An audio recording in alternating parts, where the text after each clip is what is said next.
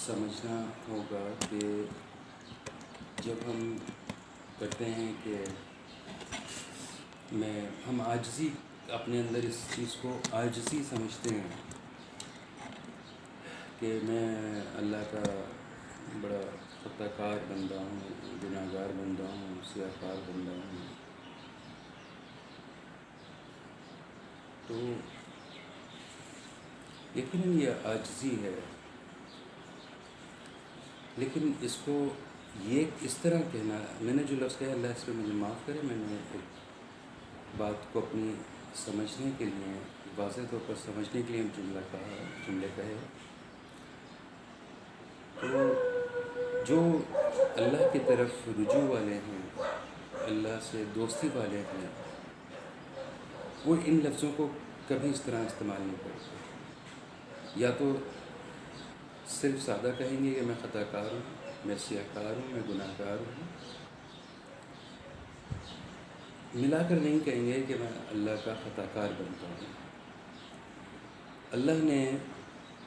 انسان کو اشرف المخلوق بنایا ہے، اور اشرف المخلوق اس کا بندہ ہے. تو اب اس کے ساتھ یہ کہنا کہ میں خطا کار بندہ ہوں، یعنی کہ میں فالٹ پرسنالٹی ہوں، میرے جو شخصیت ہے، جو ہے میرا جو جسم ہے، وہ خطا کار ہے، بدکار ہے. یہ بالکل ایسا ہی ہے کہ جیسے آپ کسی آئٹم کے بنانے والے کو کہیں کہ اس کے اکثر پیس اچھے ہوتے ہیں، لیکن اس نے جو کپ پہ ڈیزائن بنایا ہے، یہ کپ کا ڈیزائن خراب ہے، خراب ڈیزائن. گھر میں کھانے بنتے ہیں، تو کسی دن کھانا خراب بن گیا، مرچیں تیز ہو گئی، کچا رہ گیا، نمک زیادہ ہو گیا، تو اس کو کہنا یہ خراب کھانا بنایا ہے. یا کوئی سلائی کرنے والا ہے، تو اس نے اکثر سوٹ اس کے صحیح سلتے ہیں، ایک دو سوٹ اس نے خراب سیے، تو کہنا کہ یہ خراب سوٹ سیا. تو یہ فلاں درزی کا خراب سوٹ ہے، یہ فلاں خاتون خانہ کا خراب کھانا ہے بنایا ہوا، یہ فلاں دستکار کا خراب کپ ہے بنایا ہوا. تو ان تینوں مثالوں میں جو خراب چیز ہے اس کا نشاندہی ہو رہی ہے کہ جو اس کا موجد ہے، بنانے والا ہے، اس کا قصور ہے اس میں، اور اس کی غلطی ہے. تو جب ہم یہ کہتے ہیں تو باقی کچھ بھی کہیں، لیکن ہم جو اللہ سے دوستی کا دعویٰ کرتے ہیں اس کی بنائی ہوئی چیز کے متعلق شائبہ تک بھی نہیں ہونے دے سکتے. اور حقیقت بھی یہی ہے کہ اللہ کی ہر تخلیق عیب سے پاک ہے.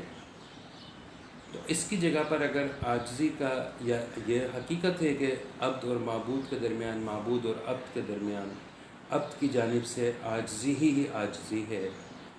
اور معبود کی جانب سے عطا ہی عطا ہے. تو اس میں یہ کہنا کہ خطا کار بندہ ہوں، گناہ گار بندہ ہوں، یہ بالکل ایسے ہی ہے جیسے میں نے مثالیں دیں کہ آپ موجد بنانے والے کو کہیں، اس نے آپ کو خطا کار نہیں بنایا، اس نے سیاہ کار نہیں بنایا، اس نے بندہ بنایا ہے. تو صحیح لفظ جو بنتے ہیں وہ بنتے ہیں کہ میں بندہ اللہ کا ہوں، خطا کار ہو گیا ہوں، گناہ گار ہوں، مگر اللہ کا بندہ ہوں. تو مطلب جب اللہ کے سامنے میں اپنے آپ کو پیش کروں گا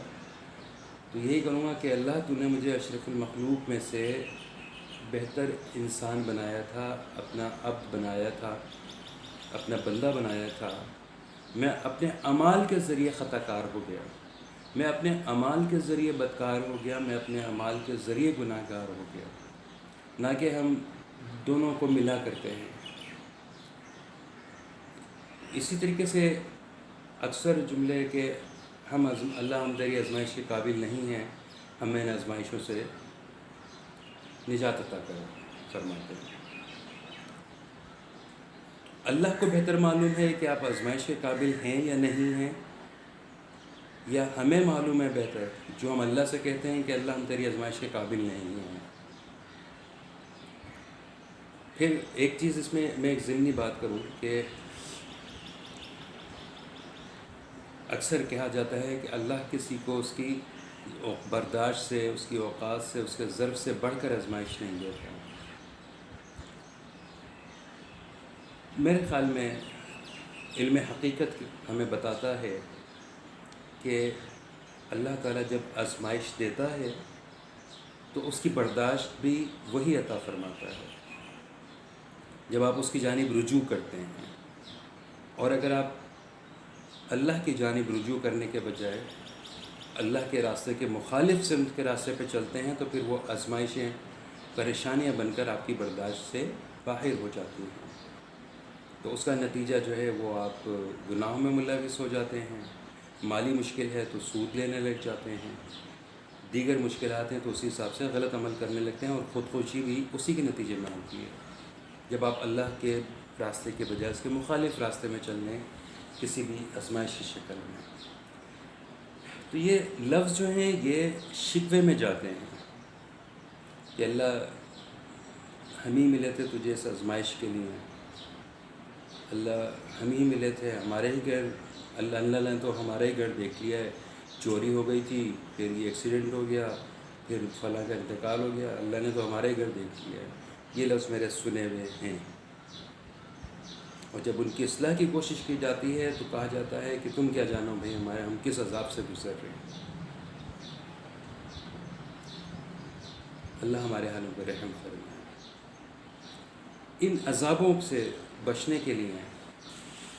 جو میں نے کہا کہ ہم اللہ کے بتائے ہوئے راستے پر چلنے کے بجائے، اللہ کے راستے پر چلنے کے بجائے جب اللہ کے مخالف سمت والے راستے پر، اللہ کے راستے کے مخالف سمت پر چلنے لگتے ہیں تو پھر ہمیں ایک ہی چیز یاد آتی ہے جو ہمارے بچپن سے ہمیں سکھا کر پکی کر دی گئی ہوتی ہے کہ بس کوئی اللہ والا مل جائے اور وہ اس کی نظر کرم سے جو ہے ہمارے دن پھر جائیں، ہماری آزمائش ختم ہو جائے، ہماری مشکلات حل ہو جائیں۔ اور جب ان سے کام نہیں بنتا اور کوئی بتاتا ہے کہ جی فلاں کالے علم والا، فلاں جادو کرنے والا، فلاں عیسائی، فلاں بنگالی، فلاں وہ، میں نے یہ بنگالی قوم کو نہیں کہا، ایک دور میں کراچی میں بنگالی کے 2-3 نام والے، ان کے نام کا حصہ تھا، جعلی عامل بہت مشہور تھے، اور دیواروں پہ، فٹ پاتھوں پہ جگہ جگہ ان کی لکھا ہوا نظر آتا تھا۔ اس کی نوبت یوں آتی ہے کہ ہم جو مطلب جیسے میں نے کہا کہ سب سے بڑھ کر حضور صلی اللہ علیہ وآلہ وسلم، اور حضور صلی اللہ علیہ وسلم کے بعد صحابہ کرام، خلفائے راشدین، صحابہ کرام، تابعین، تبع تابعین، اور پھر اولیاء کاملین۔ تو ہم اولیاء کاملین کے نام بھی ہم نے وہ رکھے ہوئے ہیں، وہ پسند کیے ہوئے ہیں کہ کسی کو ہم خلفائے راشدین میں سے مشکل کشا کہتے ہیں، اولیاء کاملین میں سے ہم دستگیر کہتے ہیں، کسی کو غریب نواز کہتے ہیں۔ ہم نے اپنی ضرورت کے مطابق ان کے نام رکھے ہوئے ہیں، اور ہم ان سے وہ چاہتے ہیں کہ جو خود حضور صلی اللہ علیہ وآلہ وسلم نے نہیں کیا۔ سب کے علم میں ہوگا یہ واقعہ کہ جب ایک صحابی، ایک شخص حضور صلی اللہ علیہ وسلم کی بارگاہ میں حاضر ہوا اور کہا کہ میں بہت تنگ دست ہوں، فاقوں کی نوبت ہے، تو ہم جو چاہتے ہیں مزارات پہ جا کر، اولیاء کاملین کے پاس حاضر ہو کر، کسی شیخ، کسی پیر، کسی بابا، حد تو یہ ہے کسی جادو کرنے والے کے پاس جا کر کہ بس یہ کچھ ایسا کرے کہ ہمیں کچھ کرنا نہ پڑے اور ہماری مشکلات حل ہو جائیں، ہمارے پاس دولت کی ریل پیل ہو جائے، بیمار اچھے ہو جائیں، جبکہ خود حضور صلی اللہ علیہ وسلم نے یہ عمل فرمایا کہ اس شخص سے پوچھ کر اس کا چادر بیچی، کلہاڑا منگوایا اور اس کا دستہ اپنے ہاتھ سے فٹ کر کے اس کو دیا کہ جنگل سے لکڑی کاٹ کر لا کر بیچو، اور ان حضور صلی اللہ علیہ وسلم کے امتیوں میں سے، خلفائے راشدین میں سے مشکل کشا کے نام پر ہم چاہتے ہیں کہ بس ہم ان کا نام لیں اور ہمارے معاملات حل ہو جائیں، ہم غریب نواز کا نام لیں اور ہمارے معاملات حل ہو جائیں، ہم دستگیر کا نام لیں اور ہمارے معاملات حل ہو جائیں۔ تو جن سے ہم یہ توقع کر رہے ہیں کہ انہوں نے یہ تعلیمات بھی دی ہیں ہمیں، انہوں نے تو یہ تعلیم نہیں دی۔ انہوں نے کہا کہ اللہ کی طرف رجوع کرو، اللہ کے بتائے ہوئے راستے کو پکڑو تو فلاح پا جاؤ گے۔ یہی قرآن نے تعلیم دی ہے، یہی رسول اللہ صلی اللہ علیہ وسلم نے دی ہے، یہی خلفائے راشدین نے دی ہے، صحابہ کرام نے دی ہے، تابعین نے دی ہے، تبع تابعین نے دی ہے۔ لیکن ہم آسانی ڈھونڈتے ہیں اور اس کے نتیجے میں بالآخر ہم جادو کرنے والوں کے پاس ہی پہنچ جاتے ہیں۔ اب ایک چیز کا تو آپ یقین کر لیجئے کہ کسی شخص کے پاس اتنے فالتو پیسے یا ٹائم نہیں ہے کہ وہ آپ کے روزگار کی بندش کروا دے۔ ایک لفظ کو سمجھ لیجئے گا کہ رزق کی بندش کہتے ہیں کہ جی اس نے اولاد کی بندش کرا دی ہے، اس نے رزق کی ہانڈی بند کروا دی ہے، رزق کی بندش کروا دی ہے۔ تو رزق دینا اللہ کا کام ہے، رازق اللہ ہے، خیر الرازقین ہے۔ تو اس کے کام کو کس کی ہمت ہے، کس کی جرت ہے، کس میں اتنی طاقت ہے کہ اس کے کام کو بند کر دیں، رزق کو بند کر دیں؟ نہیں ہو سکتا۔ اولاد دینا اللہ کا کام ہے، اولاد کی بندش کون کرا سکتا ہے؟ کس میں اتنا علم ہے یا وہ طاقت ہے، جرت ہے یا علم ہے اس کے پاس کہ وہ اللہ کے کام میں رکاوٹ ڈال دے کہ اولاد کی بندش کر دے؟ خالق اللہ ہے تو اللہ نے تخلیق کرنا ہے، اللہ نے اولاد دینی ہے، اللہ کے کام کو کون روک سکتا ہے؟ لیکن ایک کسی بھی جھوٹے عامل نے کہہ دیا کہ میرا اپنا ایک مشاہدہ ہے کہ ایک جگہ پر میں جن دنوں جاتا تھا،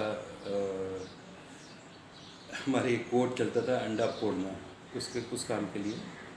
تو ایک شخص نے ایک خاتون کو کہنا شروع کیا، وہ ظاہر ہے جو 2 نمبر ہوتے ہیں ان کے یہاں خواتین اور مرد ایک ساتھ بیٹھے ہوتے ہیں، تو اس سے کہنا شروع کیا کہ جی آپ کی جو ہے یہ اولاد کی بندش کروائی ہوئی ہے، ایک عورت ہے جو آپ سے بغض رکھتی ہے، آپ کے خاندان کی ہے، ذرا سانولا سا رنگ ہے اور قد اس کا ذرا چھوٹا ہے، آپ دیکھ لیجئے ہر فیملی میں 1-2 عورتیں ایسی ضرور ہوں گی۔ اب جس کو وہ بتا رہا تھا اس نے فوراً ذہن میں خاکہ بنانا شروع کیا۔ اب پتہ نہیں اس نے نند کا بنایا کہ باوی کا بنایا، دیورانی کا بنایا کہ جٹھانی کا بنایا کہ پڑوسن کا بنایا، اور اس نے بولا ہاں بالکل ایسی ایک عورت ہے، اور انہوں نے پھر جو نسخہ بتایا اس کو، وہ 30 سے 40 ہزار روپے کا گیا۔ پہلے عمل کٹے گا 30 سے 40 ہزار روپے میں، اور پھر اس کے بعد جو ہے وہ اولاد کے لیے بھی وہ کریں گے۔ یہ ہمارا خیال ہے۔ پھر اس میں ایک مزے کی چیز اس میں اور آتی ہے کہ میں اسی دور میں نے ایک جگہ جا کے دیکھا کہ ایک نام بھی انہوں نے حضور صلی اللہ علیہ وسلم کے عاشق ہونے کے دعوے کے ساتھ اپنا نام رکھا ہوا تھا اپنے کارڈ پہ، اور اپنے جو انہوں نے بنایا ہوا تھا اس کے بورڈ پہ لکھا ہوا تھا عاشق رسول کے نام سے۔ اور وہ ہر پریشان زدہ شخص کو کہتے تھے کہ تمہارے دشمنوں نے تمہارے پر جن بھیجے ہوئے ہیں۔ کون سے ایسے فالتو جن ہیں، یا اس دور میں کون اتنا صاحب علم ہے کہ وہ جن کو غلام بنائے اور پھر بھیجے کہ جاؤ اس کو تباہ کر دو؟ ان کا طریقہ کیا تھا کہ ایک انہوں نے ریگزین فرش پہ بچھانے والی الٹی کر کے اس کی جو گرے سرمئی سطح ہوتی ہے وہ الٹی کر کے بچھائی ہوئی تھی، سرمئی سطح اوپر تھی، اس پہ انہوں نے چاک سے ایک بیضوی نشان بنا کے، اور ایک سائڈ سے وہ اتنا بیضوی نشان تھا کہ وہ اس میں آرام سے بیٹھ سکیں، جو نشان تھا چاک کا، اور ایک سائڈ سے انہوں نے اتنی جگہ چھوڑی ہوئی تھی، اور اس میں یہ وہ مشروب کی خالی بوتل منہ اس کا باہر کی طرف کر کے چھوڑ دیا کرتے رکھ دیا کرتے تھے، اور پھر بیٹھ کے اس میں کچھ پڑھتے تھے کہ جی اب جن آئے گا اور میں نے تمہارے پاس سے بلا کر اس کو غصہ دلانا ہے، وہ مجھے مارنے آئے گا، یہ میں نے حصار چوک سے کھینچ دیا، اس کے اندر نہیں آ سکے گا، تو وہ اس کو جب یہ راستہ جو میں نے چھوڑا اس سے یہی نظر آئے گا، اس کو اس میں سے آنے لگے گا، تو وہ بوتل کے ذریعے اندر گھس جائے گا، بوتل میں گھس جائے گا، تو اس کے بعد وہ باقاعدہ بوتل بند کر کے دے کر بولتے تھے جا اس کو سمندر میں پھینک کر آ جاؤ۔ سب سے پہلی چیز تو یہ کہ کوئی اتنا صاحب علم نہیں ہے اس دور میں کہ قابو کر سکے، محبت سے ہی کام ہو سکتا ہے۔ جیسے میں نے بارہا یہ کہا ہے، اور آپ میں سے اکثر کا اس کا مشاہدہ ہے کہ دوست بہترین دوست ہوتے ہیں، اور جو انسانی آبادیوں میں رہتے ہیں وہ صرف اور صرف سمرا قبیلہ جنات کا جو ہے وہ رہتا ہے، کسی کو بھی تنگ نہیں کرتا، کسی کو بھی تنگ نہیں کرتا۔ عرفہ قبیلہ تنگ کرتا ہے اگر ان کو تنگ کیا جائے، اور یہ آبادیوں میں نہیں آتا، یہ شہر کے باہر رہتا ہے۔ اور پھر افرا قبیلہ جو ہے وہ ہوتا ہے کہ جس کو ہم افریت کہتے ہیں، کہ جو کسی شکل میں آ کر انسانوں کو نقصان پہنچاتے ہیں، جان کا نقصان پہنچاتے ہیں۔ تو آپ کے یہ تو سامنے کی بات ہے کہ فردوس کالونی والے مکان میں جو ایک نشست ہوتی تھی ہفتہ وار ذکر کی، دارالشفا کی، تو اس میں ٹھٹا سے ایک جو ہے وہ ان کا آنا ہوتا تھا، اور وہ کارنر کا مکان تھا، تو جو مین روڈ کی سائڈ والی جانے والی کارنر سے دیوار تھی، اس سے کان لگا کے وہ ذکر میں شامل ہوتے ہیں۔ تو ادھر سے ایک، چونکہ وہ مغرب کے بعد ہوتا تھا، اور ادھر سے ایک دوسرے محلے میں رہنے والی ایک عورت جس کا تعلق ایک خاص بازار سے تھا، اس کا گزر ہوا اس کے پاس سے، تو اس کی نظر پڑی کہ یہ خوبصورت لڑکی جو ہے وہ دیوار سے کان لگا کے سن رہی ہے۔ آگے جا کے اس کو خیال آیا کہ اگر یہ اکیلی ہے، تنہا ہے، تو میں اس کو باتوں میں بہلا پھسلا کے اپنے ساتھ لے جاتی ہوں اور اپنے کام میں اس کو ساتھ میں شامل کر لیتی ہوں۔ یہ سب اس نے بعد میں بتائیں باتیں۔ تو وہ واپس پلٹی اور اس کے کندھے پہ ہاتھ رکھ کے اس کو متوجہ کیا پوچھنے کے لیے کہ کون ہو، کیا ہے۔ تو اس سے جو بتایا کہ جب میں نے اس کے کندھے پہ ہاتھ رکھا تو جب وہ مڑی تو اس کی شکل ایک دم خوفناک تھی، تو میں ڈر کے جو ہے واپس اپنے گھر کی طرف بھاگی، دوسرے محلے کی طرف، اور 3-4 گلیوں کے بعد جب میں نے پلٹ کے دیکھا، مجھے تھا کہ وہ پیچھے آ رہی ہے، میں نے دیکھا تو وہ زمین سے اوپر اٹھ کر میرے پیچھے ہے۔ تو وہ ادھر ہی بے ہوش ہو کے گر پڑی۔ پھر وہ چونکہ محلے کا 2 محلے کے درمیان کی ایک چوڑی گلی تھی، تو لوگ آتے جاتے تھے، انہوں نے دیکھا کہ یہ بے ہوش پڑی ہے۔ تو مختلف ہوا کہ ڈاکٹر یہ وہ، تو ڈاکٹر نے بولا بھائی یہ تو پتہ نہیں سمجھ میں نہیں آ رہا، جو ادھر ہمارے ایک مشہور کمپاؤنڈر تھے انہوں نے بہرحال 3 اٹی پہ نوری شاہ بابا کے مزار پہ طے ہوا کہ وہاں پہ لے چلتے ہیں۔ تو ادھر لے کے گئے، وہاں پہ پھر وہی جو لڑکی ذکر سن رہی تھی ٹھٹا والی، وہ ظاہر ہوئی، اس نے اس کو بولا کہ تم یہاں کہاں آ گئی ہو، اس کا پیٹ پہ مکہ مارا، جس سے اس کے اندر سے جو بھی کچھ تھا وہ نکلا۔ اس کے بعد پھر وہ بے ہوش ہو گئی۔ پھر اتنے دیر میں اس کے جو قریبی تعلق والے تھے وہ بھی پہنچ کے چکے تھے ادھر، تو وہ اپنے ساتھ لے گئے، اور 2-3 ہفتے کے بعد پھر اس نے آ کے معافی مانگی اور بتایا کہ میرا یہ آ گیا تھا اور یہ ہو گیا تھا۔ اچھا، اس کے بعد جو ہے پھر اس محلے میں جن صاحب کے یہاں یہ ذکر ہوتا تھا، ان کے ارد گرد کے محلوں میں، گھروں میں بڑی بڑی باتیں بننے لگیں کہ آج ہم نے دیکھا اس کو، وہ ہماری چھت پہ تھی اور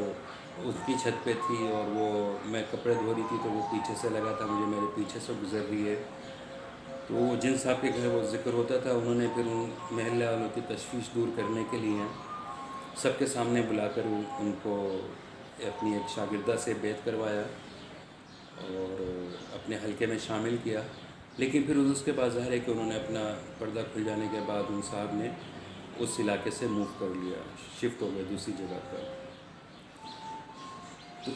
میں جنات کے جادو کے حوالے سے میں ایک چیز پہلے بتا دوں کہ اگر آپ اس مزاج کے ہیں کہ مولا علی مشکل کشا ہیں، ان کا نام لیا اور ان کے نام کے ساتھ جو ہے وہ مشکل کشائی کا ان کو دیا اور کہ اب ہماری مشکلات حل ہو جائیں گی۔ مجھے یہ بتائیے کہ اگر وہ مشکلات آزمائشی طور پر اللہ نے دی ہیں آپ کو، تو مولا علی رضی اللہ تعالیٰ عنہ کیا یہ جرت کر سکیں گے کہ اللہ سے کہیں کہ بھئی اس نے مجھے پکارا ہے تو یہ دور کر دو اس کی مشکلات؟ درخواست کر سکتے ہیں کہ اس کی مشکلات کو نرم کر کے ختم کر دیا جائے۔ دستگیر حضرت شیخ عبد القادر جیلانی رضی اللہ تعالیٰ عنہ کو کہا جاتا ہے،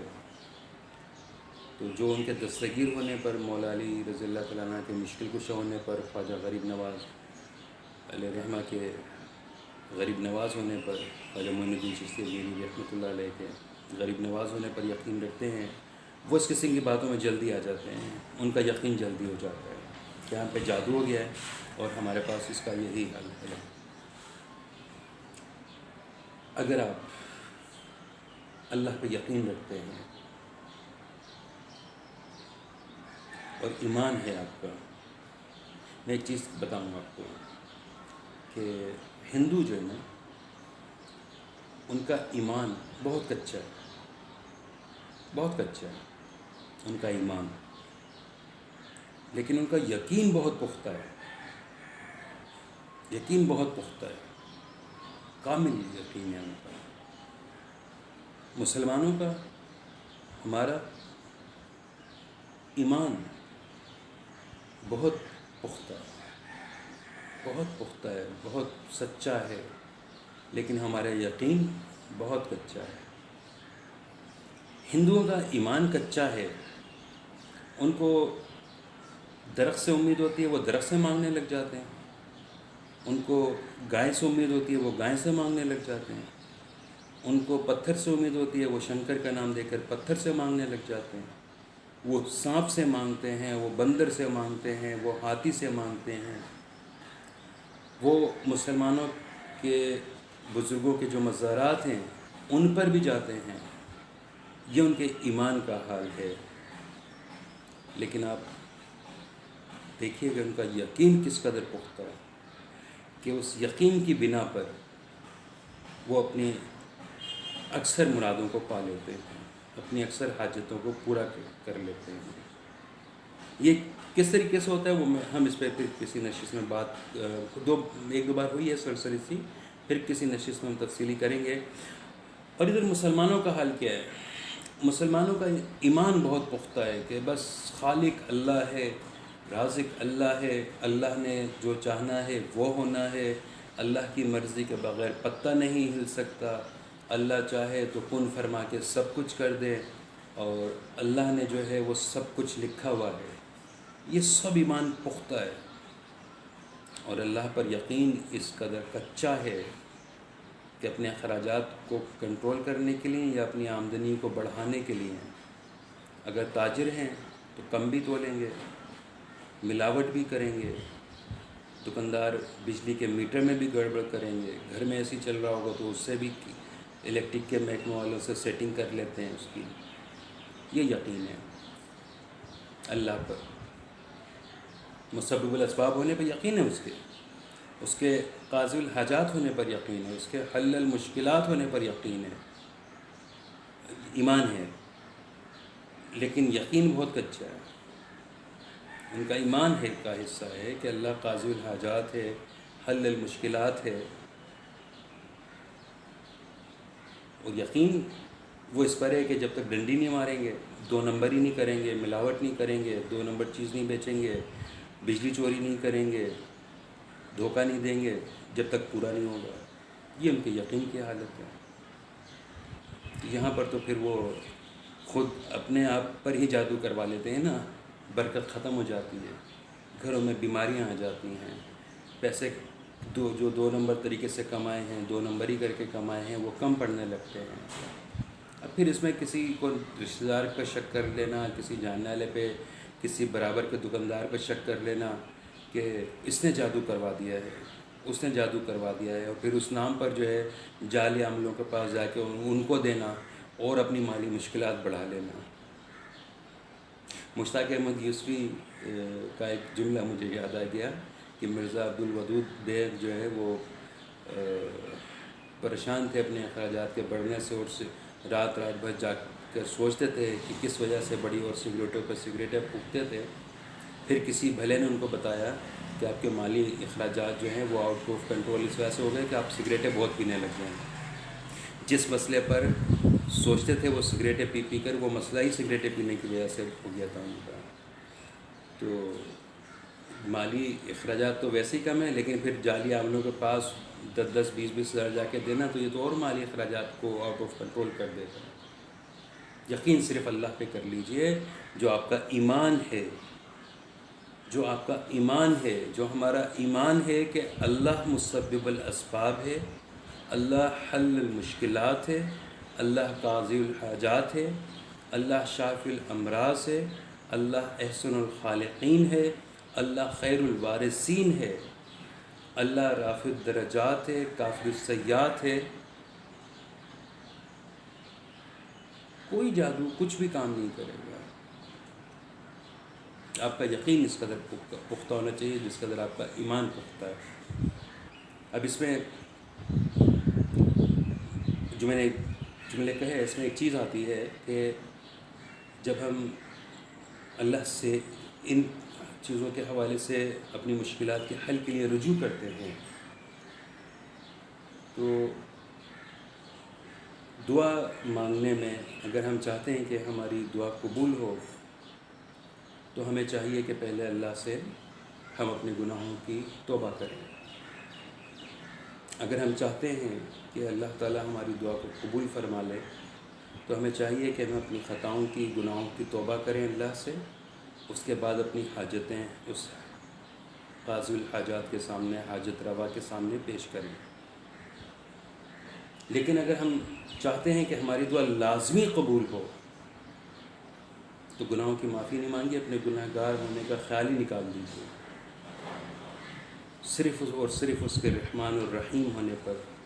اس کے تواب الرحیم ہونے پر، اس کے حل المشکلات ہونے پر، اس کے قاضی الحاجات ہونے پر، اس کے شافی الامراض ہونے پر یقین رکھیے، کیونکہ یہ یقین میں کمزوری لا دے گا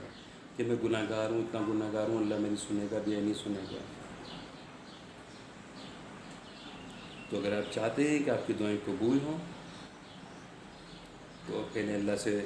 معافی مانگے اپنے گناہوں پر، پھر دعا کیجیے۔ اور اگر آپ چاہتے ہیں کہ آپ کی دعائیں لازمی قبول ہوں، تو اپنے گناہ گار ہونے کو ذہن سے نکال دیجیے، صرف اس کی صفات پر یقین رکھیے، اس کی ذات پر یقین رکھیے۔ گناہوں کے لیے آپ الگ سے اہتمام کریں،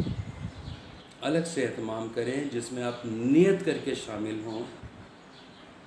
کہ میں نے مجھ سے یہ غلطی سرزد ہوئی ہے، گناہ سرزد ہوا ہے، یا میں نے زندگی میں اتنے گناہ کیے ہیں اور میں اس کی معافی کے لیے اللہ کے سامنے پیش ہوں۔ صلاۃ التوبہ پڑھیے، استغفار پڑھیے، توبہ کیجیے، اللہ سے معافی مانگیے اللہ سے۔ تو یہ ان چیزوں کے لیے آپ کے پاس وقت ہی نہیں رہے گا، اللہ تعالیٰ آپ کو اتنا نواز دے گا۔